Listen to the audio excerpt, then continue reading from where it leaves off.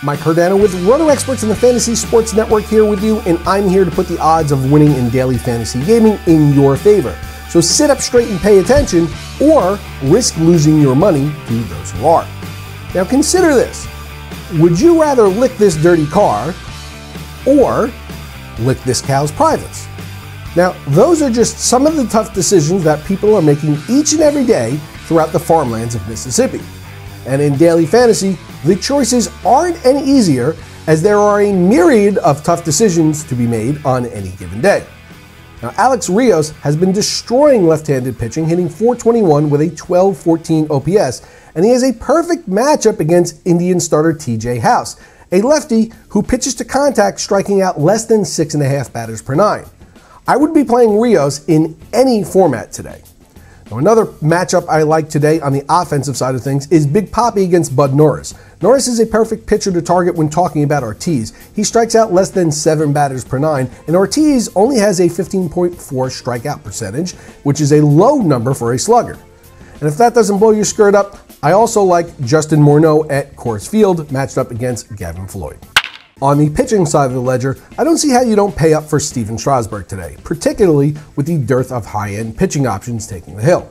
The Giants, while ranking in the middle of the pack in OPS against righties, still strike out about 23% of the time.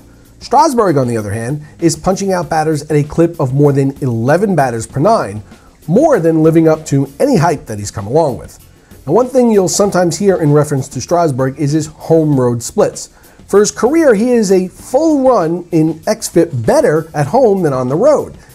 He's on the road in this one, but his strikeout numbers are the same no matter where he pitches, and that's really what we are focused on in daily gaming.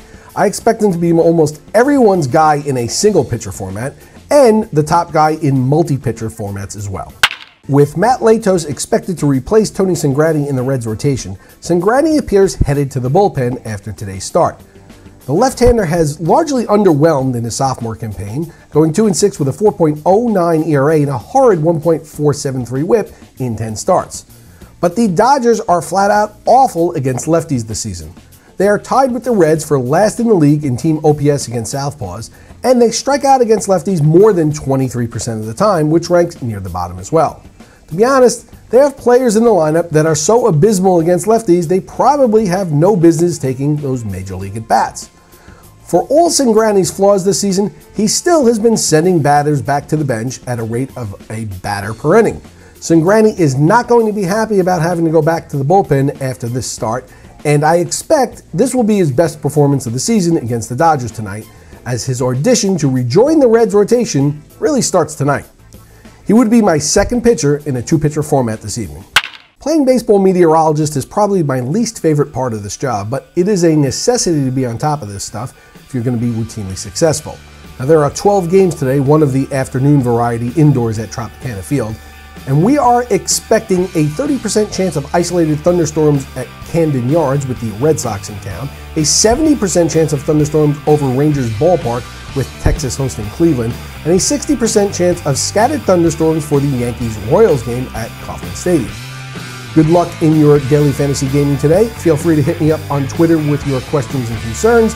My handle is @MikeCardano, and you can catch me right back here tomorrow on the Fantasy Sports Network.